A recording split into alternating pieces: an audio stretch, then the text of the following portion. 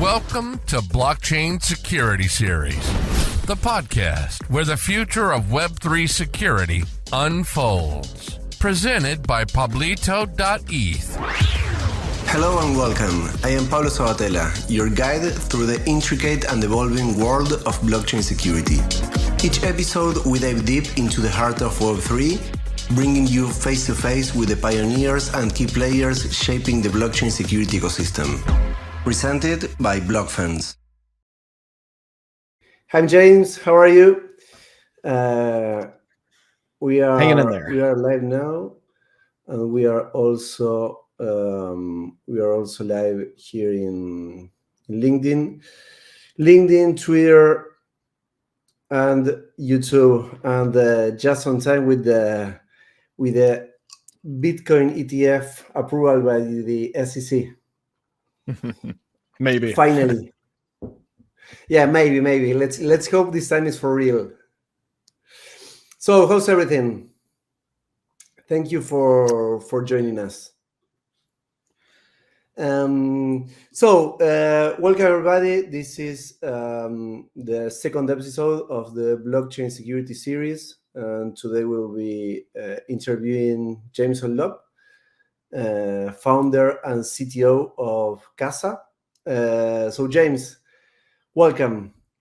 What do you think about this ETF approval? I think it's mostly been interesting to see all of the incompetence over the past few days. These people who are supposed to be knowledgeable enough to protect us and to regulate these markets that are, doing pretty high-tech stuff, they keep proving that they don't know how to operate properly in the high-tech space, whether that's from a cybersecurity standpoint, or now it seems just like from a general website management standpoint. Like right now, it's not entirely clear what's going on, but so many things keep popping up and disappearing. It's just ridiculous. I agree totally. So, to start, I want to talk so many things with you, but I would like to start asking you, how did you get into security? How did you get into crypto? What was first, and why do you find it so interesting that you are dedicating yourself entirely to this? Well, I spent the first decade of my career after getting a computer science degree working to build infrastructure for an online marketing company. And over the years, I went further and further into the back-end infrastructure. Started out as like a front-end web developer, and quickly went to the back-end where I eventually found myself doing big data management, trying to be able to ingest petabytes and petabytes of data and help our clients with analytics on their online marketing efforts. And while I was doing that, I was scouring the nerd websites, just trying to stay on top of technology. Most of what I was focused on back then was more cloud computing. This was the very early days when a lot of people didn't even know what cloud computing was. And one of the websites that I would check regularly was Slashdot, and I started seeing various posts about this cryptocurrency called Bitcoin. And of course, like most people, the first few times I dismissed it. I figured, oh, this thing is not going to last. Everybody's going to lose their money. But third or fourth time that came around, I think it was something about the white paper. Perhaps it was like an anniversary of the white paper or something. And so I finally went and I read the white paper, and I just thought it was an incredibly elegant solution to a problem that I never really thought about much. And that was just what kicked off my interest as a hobbyist. I got some of my first Bitcoin and started playing around with it, started tuning into the various places for discussion like Bitcoin Talk and Reddit. And about a year later, I actually forked the Bitcoin Core software to create a version I called Satoshi, which was basically Bitcoin Core plus a bunch of built-in analytics, Satoshi. statistics. Yeah. Nice. And that project went pretty well. It got used and referenced by several developers over the years. And about a year after that, I noticed that a lot of venture capital was coming into the space. And I figured, hey, I'm already spending all of my free time learning and playing around with this thing. So if I could just get paid to do it full time, that seems like a dream job. And applied to a few different companies and was fortunate enough to get a job working at BitGo on their infrastructure, where we were helping enterprises and larger custodians secure their hot wallets with multi-signature technology, making it more difficult for those hot wallets to get hacked and drained, because that was one of the biggest problems back then. A lot of people, these centralized custodians, were just losing everything because they were keeping all the funds in hot wallets. In what year was this? So that was February of 2015. Perfect. And I was there for 3 years. And that's really where I got into security. I didn't really know much about security other than kind of your standard best practices for secure software development, not trusting user input, preventing malicious input. And it was those 3 years building infrastructure and helping out build the wallet aspects at BitGo that it led me to see a number of mistakes. That's how we learn in security is people make mistakes. They allow exploits and vulnerabilities, and then we patch them and we learn from them and we move on. And so after 3 years of that, I realized that we had made great progress, at least in the enterprise security space for custodying these crypto assets. But I felt like there was still a big gap when it came to personal security for self-custody. So it was a pretty small pivot for me to take what I had learned and apply that with more of an individual self-custody mindset at Casa, where we're helping people be their own bank, and we're helping them navigate just a lot of potential pitfalls and foot guns that can happen if you jump into self-custody without really knowing what you're doing. Yeah, totally agree. Like we always say, self-custody is why blockchain was built like it was built. But if it's not done right, it's a big risk, right? So how did you start with Casa, and what's the difference between Casa and other services and products available to help this self-custody? And I didn't know, I wasn't so updated that now you could also use Casa with Ethereum. I thought that it was also only with Bitcoin. Right. For the first several years, we focused on Bitcoin. That's where the majority of the market value is. And really, what are we trying to do? We're trying to help people not get wrecked. And that means, not get hacked and have funds stolen. But really, I think the bigger problem, anecdotally from what I've seen over the past decade, is that the people who take the step of going into self-custody, if they at least are taking the step of using a hardware device to keep those keys off the internet, then once you get to that point, the biggest potential form of loss, and what happens most frequently, is not that your funds get stolen, it's that you screw up and you basically lock yourself out of your own funds.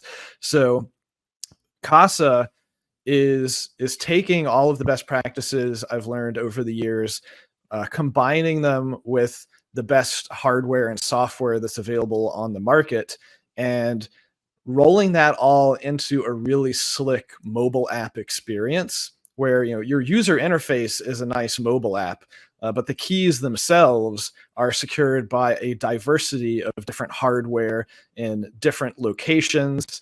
And the whole point of all of this is to ensure that you don't have single points of failure in your self-custody setup. So we're building for humans. We're building redundancy and robustness into the architecture so that really anyone who is able to follow the instructions in the mobile app immediately gets themselves put into a highly robust setup that it's flexible enough to allow you to be a human and make mistakes and have a key get lost or stolen or destroyed, and then that mistake doesn't turn into a catastrophic loss. You can recover from it. This is the fundamental premise of what we're doing. And we leverage a number of different types of software and human consulting services to get there.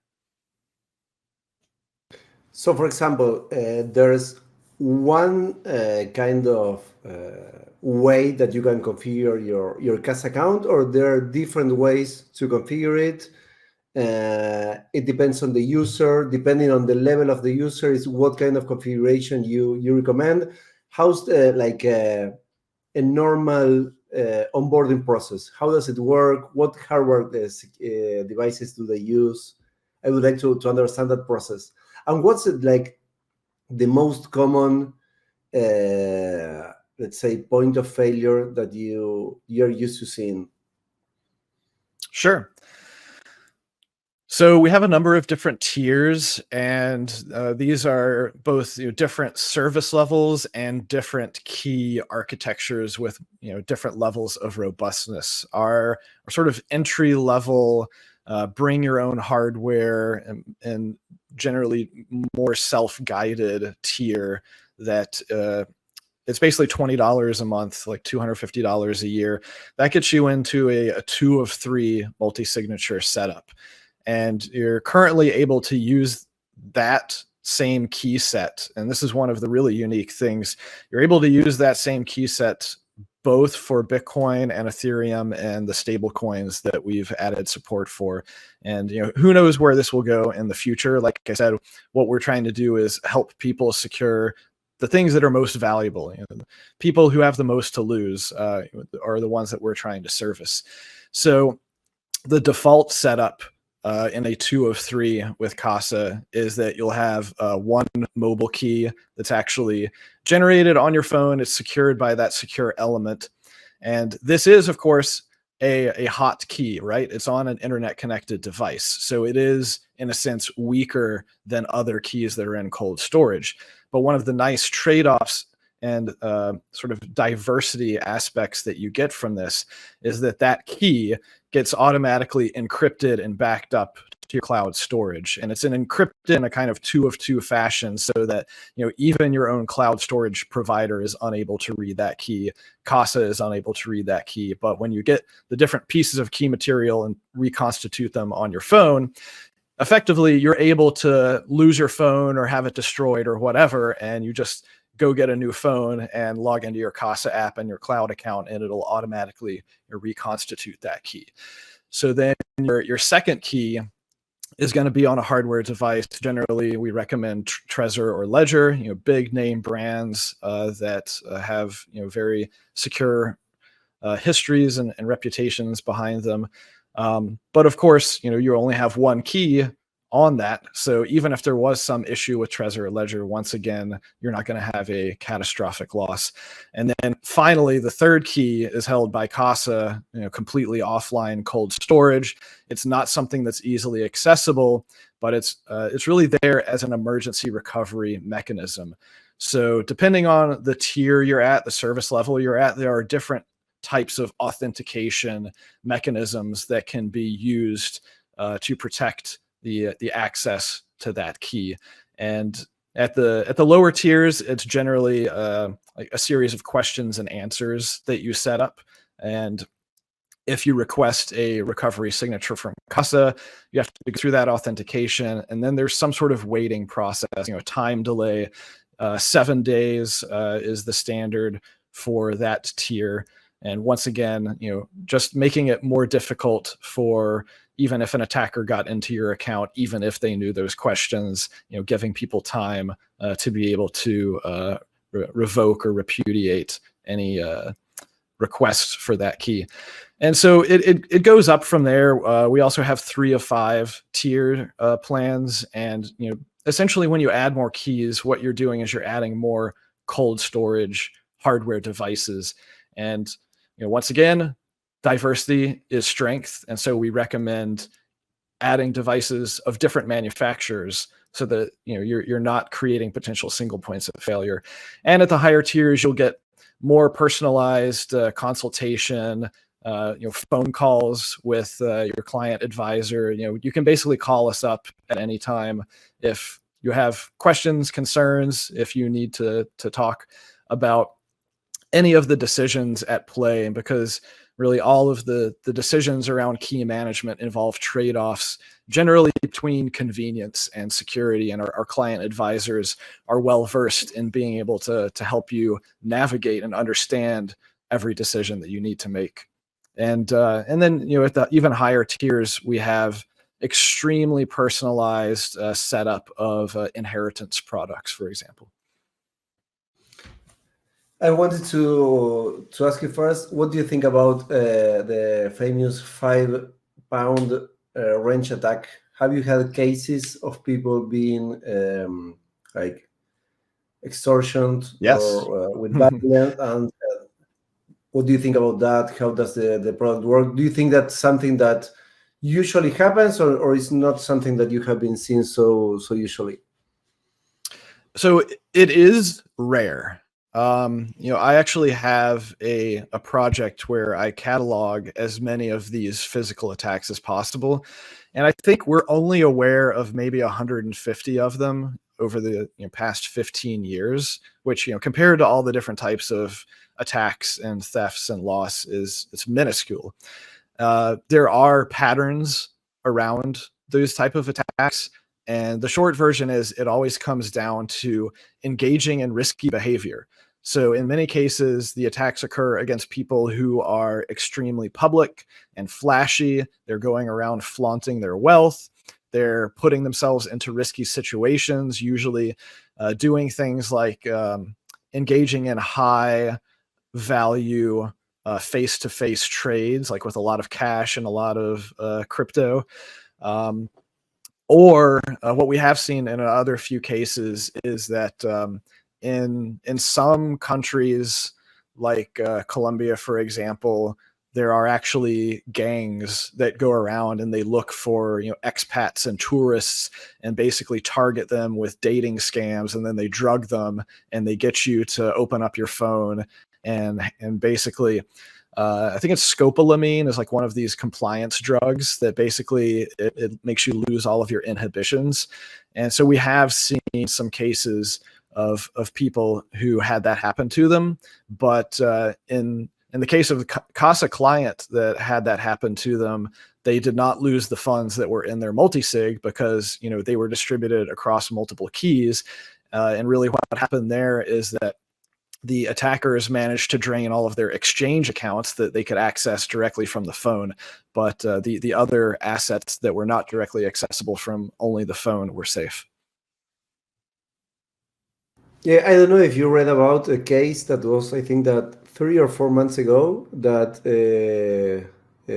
Chap and Sao from Binance published in Montenegro, I think, that they had taken like 10 entrepreneurs for a trip or something like that, and they all got robbed, and they finally could trace the funds. But something like that so happened. The short version of what do you do about the $5 wrench attack is, and I have an article that I wrote a few years ago on our blog about this, that you have to assume that in a physical coercion situation, you have to assume that you are going to comply and that you are going to do whatever you are told to do.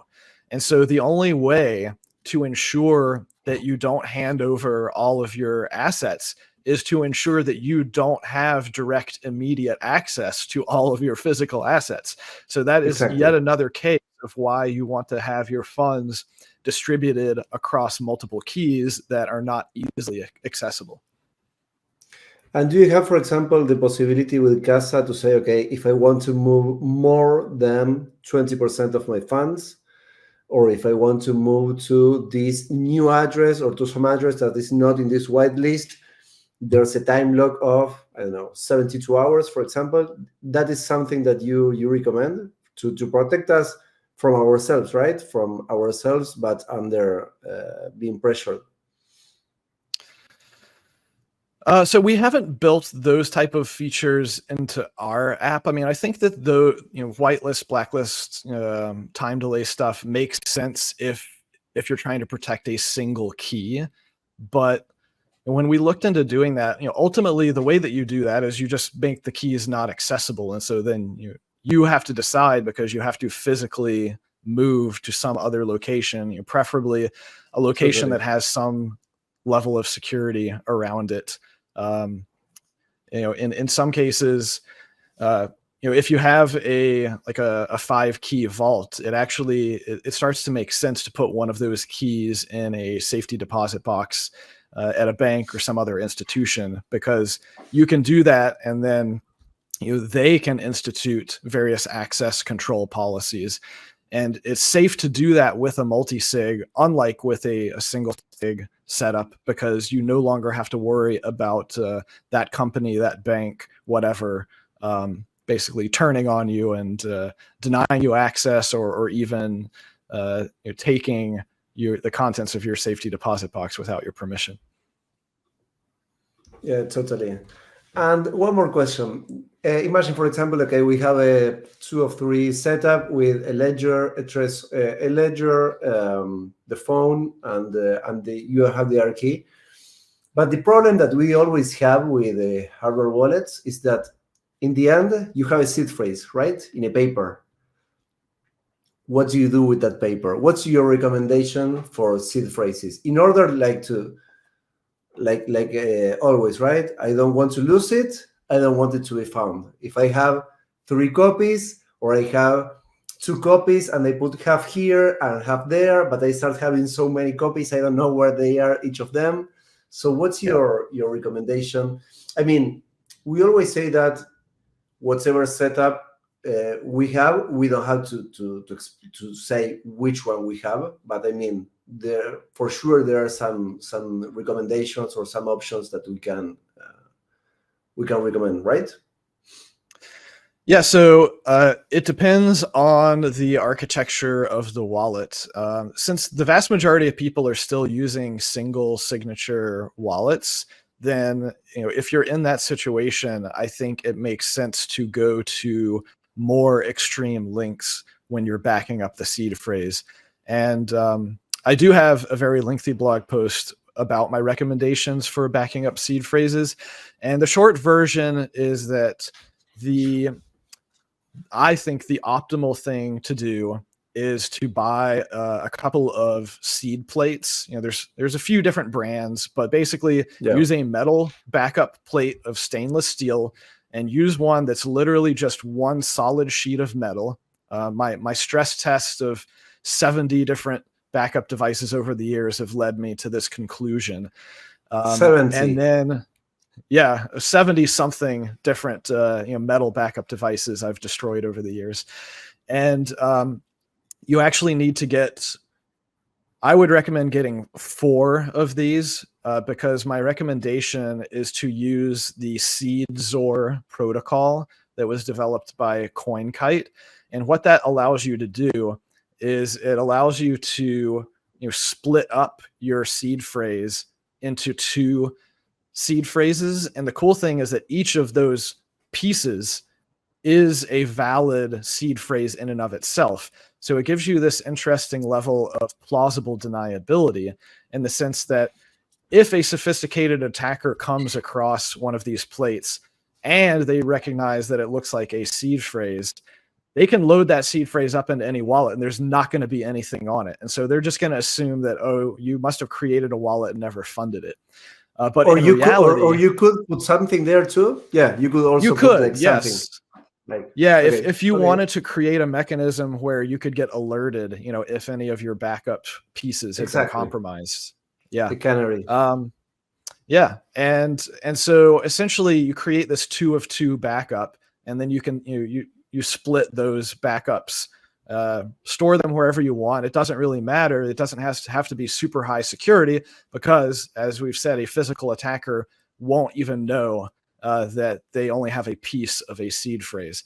And the main important thing here, and the reason why I said you need to have 4 different plates, is because this does create a 2 of 2 backup, which is brittle. Because think of it like if you lose one of those 2 pieces, you effectively lose the whole backup. So you basically need to have 2 backups of 2 pieces each. So could you repeat the name of the protocol, or do you have the link so I can share it here from your article where you talk about it? Because I yeah, know it's called I love your SeedXOR. articles. In fact, last week I recommended your newsletter. SeedXOR.com.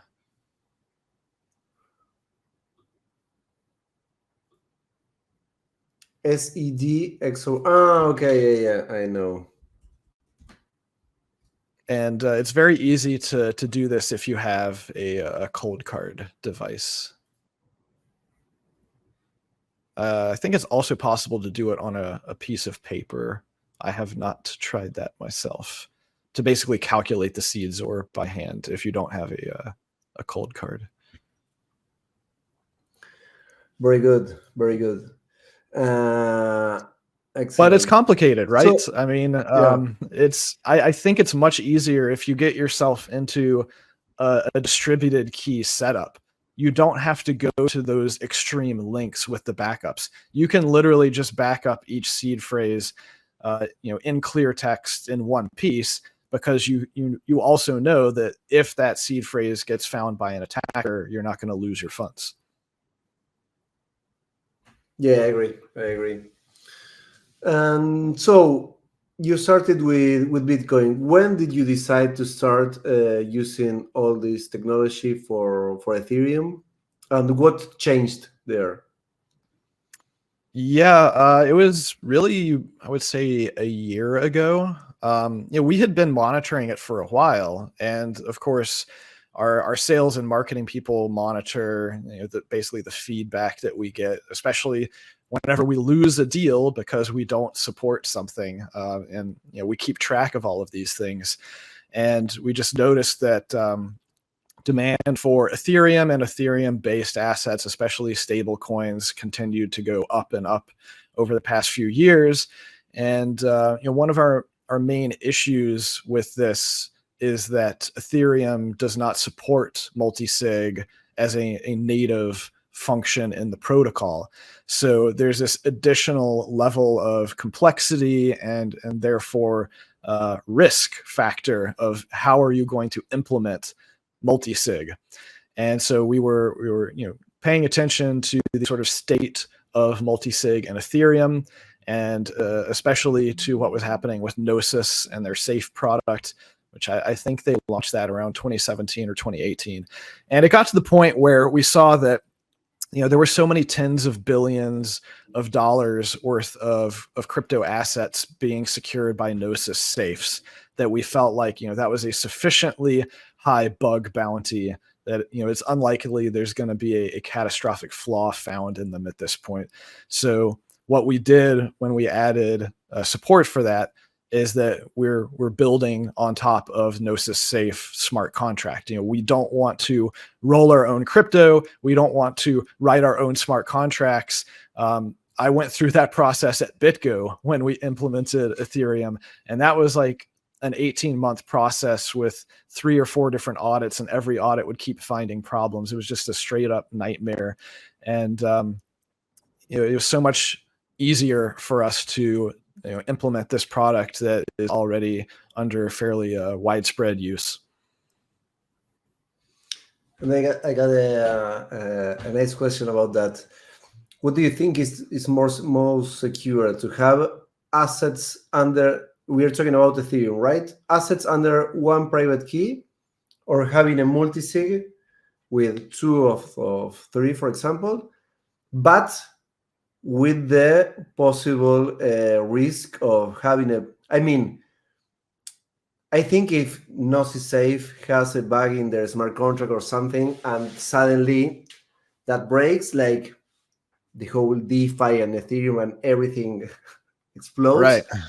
But that could happen, right? We see Sure. things happening every day. So what do you think about that? Do you think that's like uh, a real risk, or is it just like so a big risk that we don't care too much about it?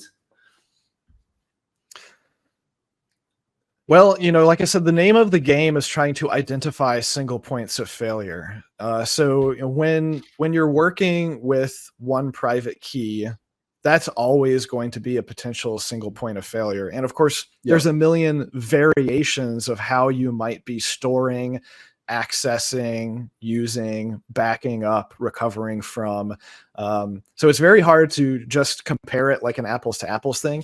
But if you're doing a multi-sig and you're doing it with a smart contract that is not a native part of the protocol, then that smart contract itself is a potential single point of failure. So once again, you have to do your due diligence. You have to try as best as you can to quantify the level of risk. And basically, like I said, we got comfortable by seeing that the changes to Gnosis Safe were slowing down. They didn't feel like they needed to keep tweaking things to improve the security, and the level of funds that were secured by it kept going up. So it's all relative. It is, in either case, it is possible to create weak setups. So this is another reason why I think that if you're not a highly technical person, if you're not a security conscious person, it makes sense to pay for some sort of consultation, basically pay for some sort of service that will help you navigate this labyrinth of decision making. Totally. And regarding Ethereum, because with Bitcoin, basically you have to keep your Bitcoin safely. But when we talk about Ethereum and we start talking about interacting with protocols, DeFi, approvals, allowances, and all that, we start with lots of whole lot of risks. What do you think about what's happening there today? I see that the last year, with the research that we have been doing, we have seen that one of the attacks that is growing the most is stealing private keys, right? And we see many methods, most of them regarding social engineering or zero-day exploits. So I want to know, what do you think about that? And also, how do you think, or what do you think that the industry should do regarding risks related to DeFi, smart contracts, allowances, phishing, and all that? Because you can have the best setup, but if you sign what you don't have to sign, you're done. Exactly. Yeah. Blind signing in particular has, I think, caught a lot of people off guard. And if I recall correctly, Ledger basically recently announced that they are getting rid of blind signing, or at the very least, I think they're switching the defaults on it because it's become such a huge problem. This is kind of, like I said, it's a potential single point of failure risk, because you can basically click one button and accidentally authorize a malicious contract to drain all of the funds out of your wallet. So, I think that there's some similar best practices that people should use, both with Bitcoin and Ethereum and any other more expressive smart contract platforms. And that is, you need to treat it like you have different accounts, kind of like people do with bank accounts. And by that, I mean, you need to have your long-term savings account, and that's something that you should very rarely be touching. Every time you touch your keys, that is a potential risk where you might do something incorrect that you end up regretting. So I'm not like an active trader myself, but I often hear in some of the trader chat rooms, you should keep 90% of your assets in super cold storage that you don't touch. You're only really actively trading with like single digit percentage of your assets, because whenever you're trading, you could screw up. I've lost a decent amount of money over the years simply because of like slippage and not understanding what was going on with the orders that I was trying to execute. So there's so many things that can go wrong whenever you're actively using crypto assets. And so, that applies for Bitcoin. I think it makes sense to have single signature wallets that are more of your day-to-day use cases if you're sending money around, and do the same thing with your Ethereum or Solana or whatever wallets, because that you are exposing those actively managed funds to just a whole wide array of potential malicious actors. So this is because we have to assume that the average person is just simply not going to be skilled enough to be digging into the details of the smart contracts that they're interacting with and making sure that this is actually the real smart contract and not a fake smart contract that someone slapped the same name on as a different smart contract. The short version is, whenever you're actively using these assets, you should only be doing that with a very small portion of your stack. And for example, Casa, you as a company, do you have, what are the addresses, the wallets of your clients? So, for example, you could have the possibility, it's something that I'm thinking now, of saying, okay, we are going to monitor the addresses of our clients. And if we see that you have, for example, approved some malicious smart contract, we can do something about that, right? Because I think that nowadays we are seeing more and more tools that are monitoring blockchain and, in fact, monitoring the mempool. So we are seeing that we can detect attacks before they happen, right? We have seen, for example, the Euler attack was detected by Forza like 6 minutes before it happened. But those 6 minutes were not enough because there was no automation, nothing that paused the contract or anything like that.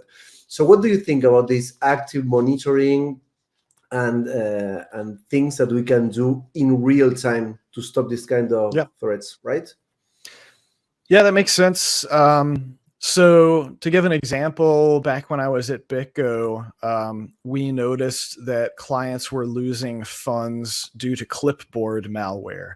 So, even despite the fact that, they had these multi-signature setups, they would be copying, pasting address and just not checking it closely and approving it, and off the money would go to some malicious actor. And so what did we do?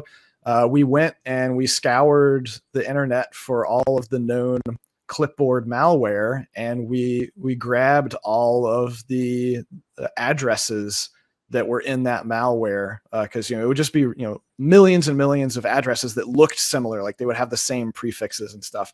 And we dumped all of those into our database, and we added a check. Whenever you proposed to make a transaction, if it was in our list of clipboard malware databases, we would stop it and we would say, hey, we think something has gone terribly wrong, and you should really check your device and make sure that you haven't been compromised.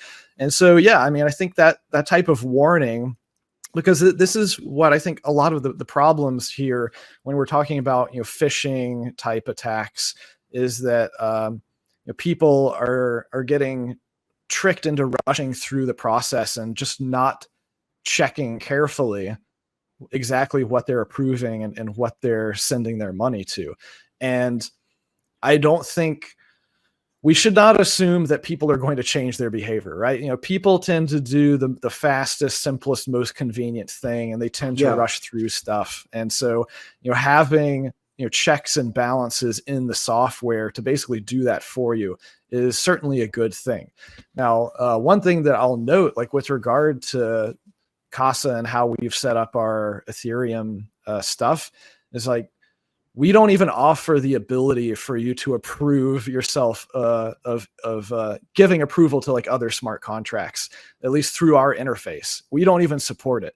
Maybe we will in the future, And if we do, I think we would start looking into much more of this active management role.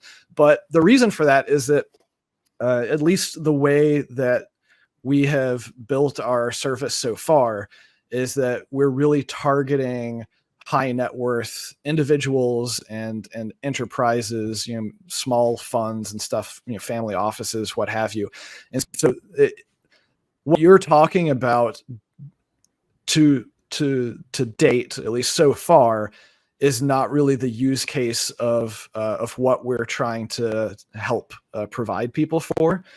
And so in many cases, and this is true in our Bitcoin product as well, there are a lot of features of the Bitcoin protocol that we simply do not support. And the reason we don't do that is because we actually think it's more dangerous for us to give these more advanced features to people. Yeah, I agree. And in fact, related to, I had a question. I forgot what I was going to ask you. We just talked about the. Don't worry. I'll get the question again back. No, but you're basically focusing in storing value for the long term and not in doing DeFi and related stuff. And I remember about the copy paste malware. When you did that research in that moment, the malware had the ability of creating addresses that were similar to the one that had just been copied. Because I've seen one some weeks ago that when you copy the address, it generates one that ends in the same way. So, I mean, the recommendation of check the last 4 or 6 digits of the address. Oh, yeah, you need to check the whole address. You have to check the whole thing, right? Yeah, and to be clear, the malware is not generating the address on the fly. They are pre-generating millions and millions of like every possible prefix and suffix, and that whole list is loaded into the malware, because otherwise it would be too much of a delay. Like it would take your machine way too long to grind through all of the possible addresses, since the generating an address is completely random. So if you reverse engineer one of these malware, you can get that whole list. Okay, now I understand how it works. Yep. Okay, good. And okay, great. And then I have one more question for you. Do you remember for example, the Ronin hack when they stole like $630 million from the bridge? There was the social engineering attack of one of the technicians that had 4 keys, right? Right. So when there's a case like a known entity or project or DeFi project or DAO, whatever, and you have a multisig, right? What do you think about giving transparency to say, okay, these are our signers, right? And they are these people. Or you have, for example, you say, okay, these are our signers, but they're Anons. You don't know who they are. Or you just say, okay, we have a setup of 3 signers out of 5, but we won't tell you who they are, if they are different people or whatever, right? So what's the equilibrium that we need in order to know that the setup is secure, but you don't want the project perhaps to give so much information out, right? So an attacker can have that information. Well, this may not be what you want to hear, but I don't think you can ever really know. It comes down to reputation, right? You can have people attest to being signers, and then based upon their reputation, if they're all anonymous, especially if they're newly anonymous, they may have no reputation, and that's really risky because it could all be the same person, right? Totally. For example, I am a key holder for the rootstock sidechain emergency recovery multisig. I'll probably never have to do anything with that key, but I'm a publicly known person, and I think pretty much all of the other key holders are also publicly known people. So in that case, our reputations, I think, are fairly strong, and it's unlikely that we're all lying about being key holders, or that we've distributed key material differently than how we've claimed to do it. But ultimately, you can never actually know where is that key material, who has access to it. It's the same problem with any third-party custody provider. They can tell you anything they want to about what their architecture is like that is securing those keys, but you can never actually validate those claims. So there's always going to be a level of trust, even if it's for like a multi-sig federation or a DAO or something. Yeah. Okay. Excellent. I didn't know that you were part of the Rostock multi-sig. Okay, great. And now to close, I would like to talk a bit about two things. First, what happened yesterday with the SEC Twitter accounts, and the thing about knowing, giving, how do we know that what we are reading online is true? Basically, we are seeing I'm seeing 4 or 5 Twitter accounts getting compromised every day, so it's very complicated. So I would like to start with that. What do you think about that? Do you think that we should start having new mechanisms, or saying things like, okay, important accounts should sign their messages, or we shouldn't trust platforms like Twitter anymore? I mean, Twitter has a great issue. That's why Hayden Adams and Vitalik and some other big accounts were compromised. That is, even if you have 2FA, I don't know if they changed this, but if you have 2FA with an application like Authy, Microsoft Authenticates, or whatever, or you even have a YubiKey, but then when you wanted to validate your account, you put your phone number. That phone number overrides everything. So if you want to recover your account, you just do a SIM swap for that phone number, and the 2FA is overridden. So what do you think about all that? About communication platforms? Should we forget about Twitter for this kind of announcements? I think Twitter is a great platform for staying on top of what's happening in the world. Now, as you've pointed out, it's not a great platform for verifying the truth or even the authenticity of accounts themselves, because what is it? It's a centralized database. I think I saw a great point someone made recently, is that it was Matt Odell. He said that if Elon Musk wanted to, he could put out a post from President Biden's Twitter account, and no one would know, because there is no way to validate that the data is coming from the supposed account holder.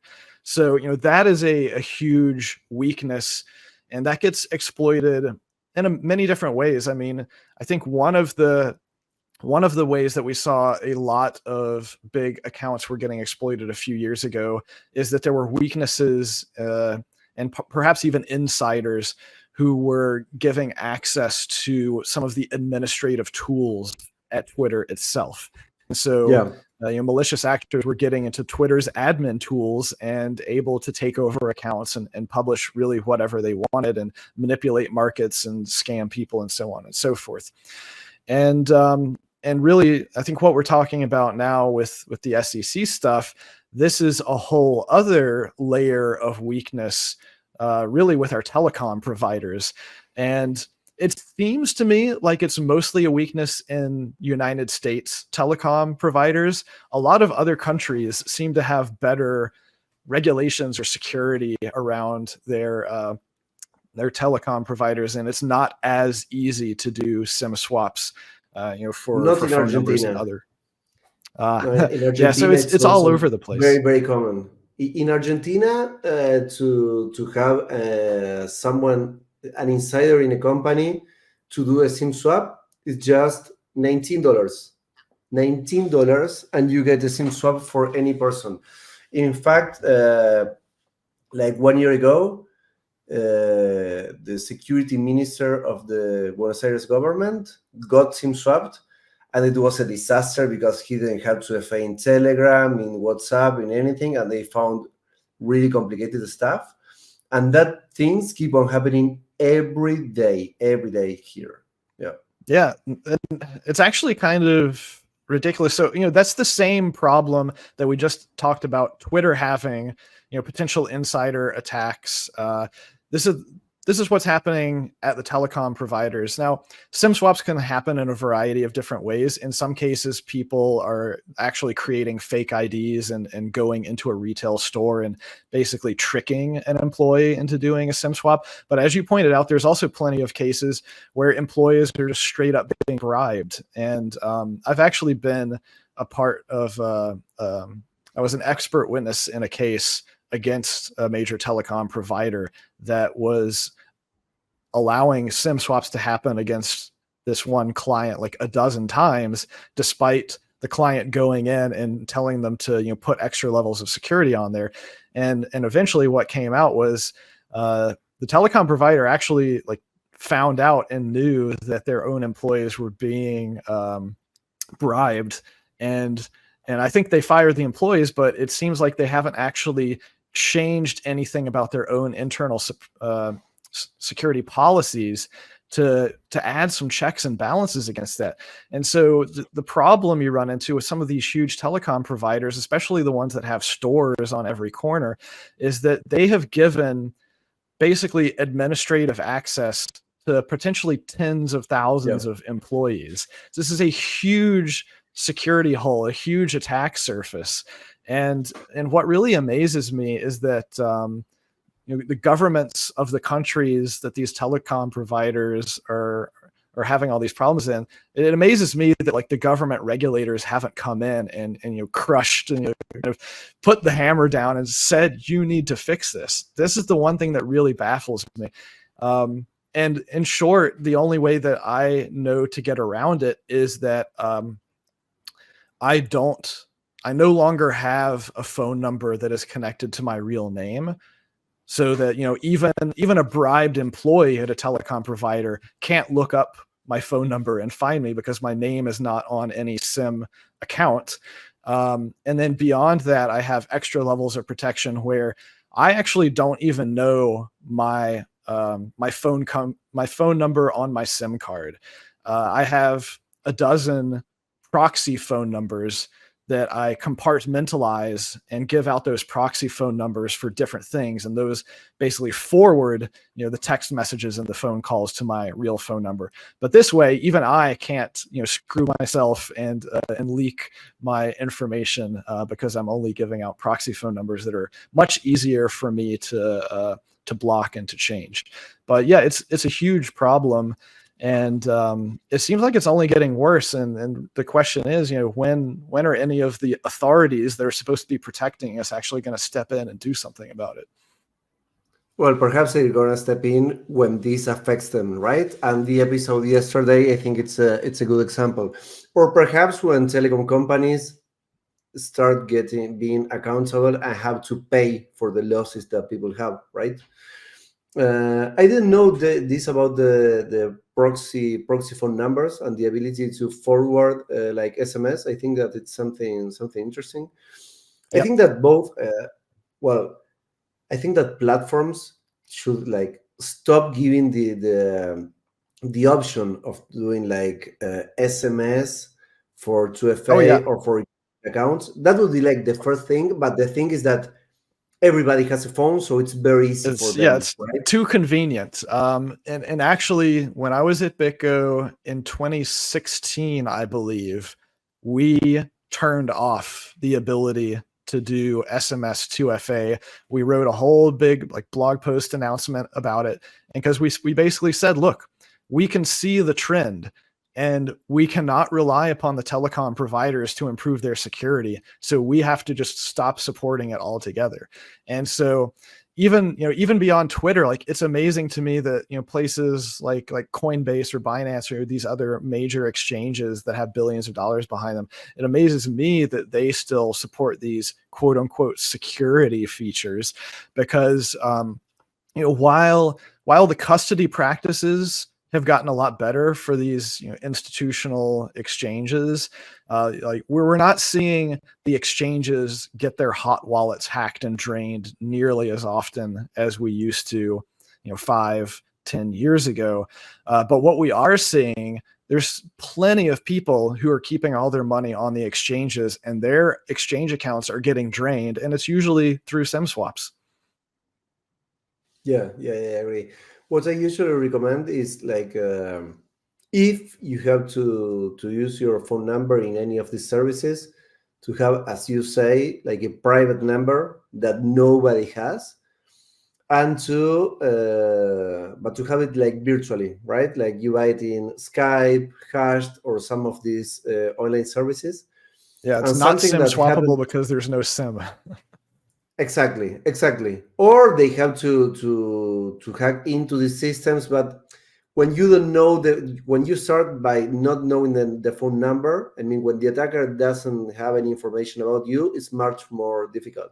That's why I always recommend, for example, okay, you have a Coinbase account, don't use your normal email for that account. You create another email, have that private email, and use it for that. The same for the phone number.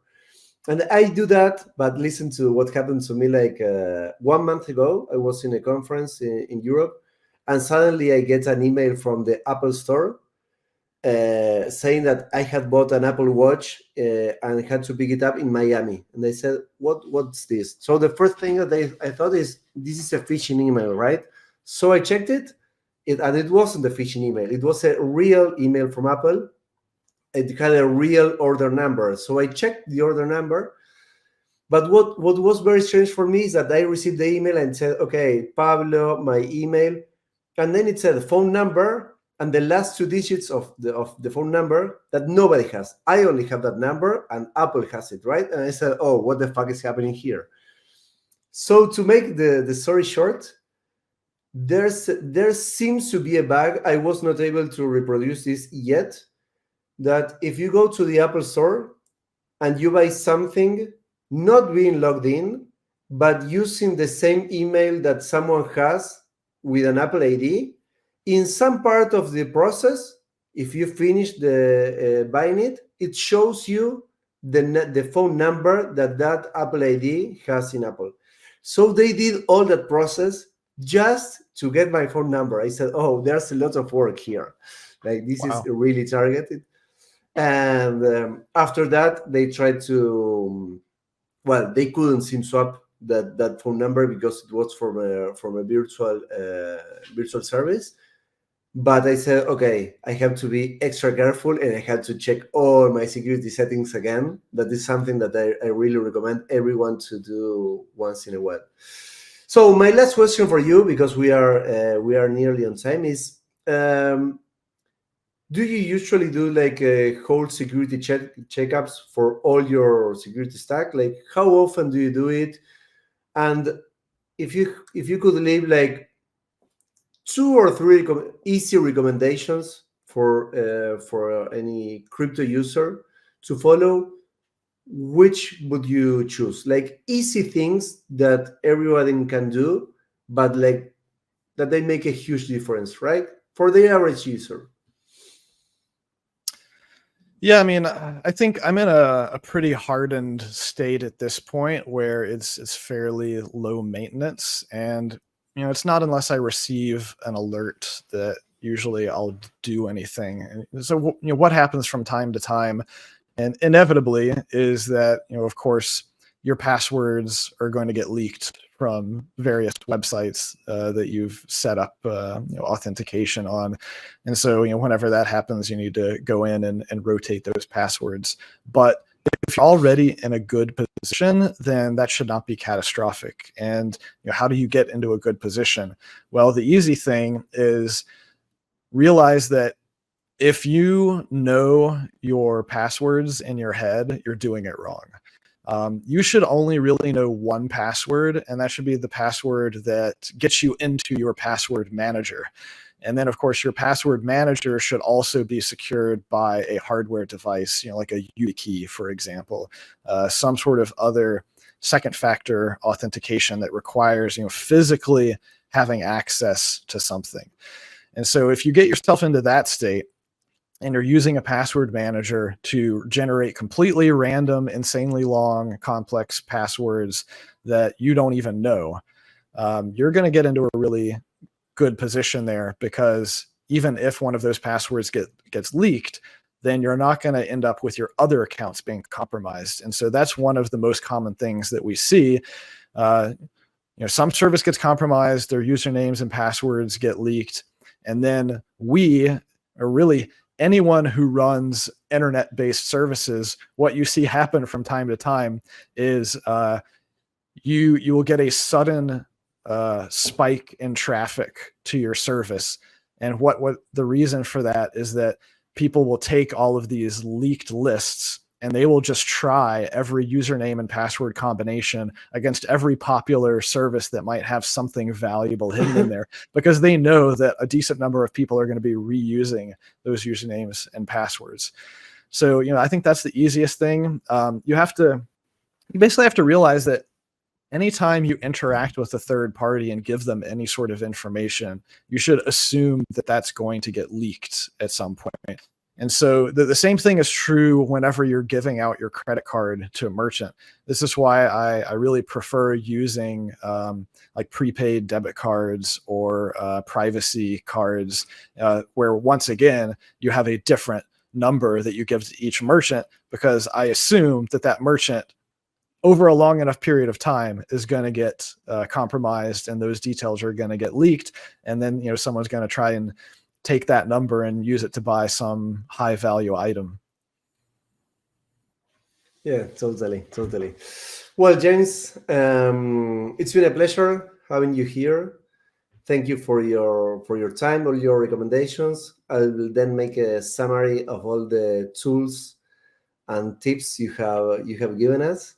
So, well, many thanks for your time, and we'll see you around in X. So anything else you'd like to add? Well, mainly that, security, it can be very overwhelming, right?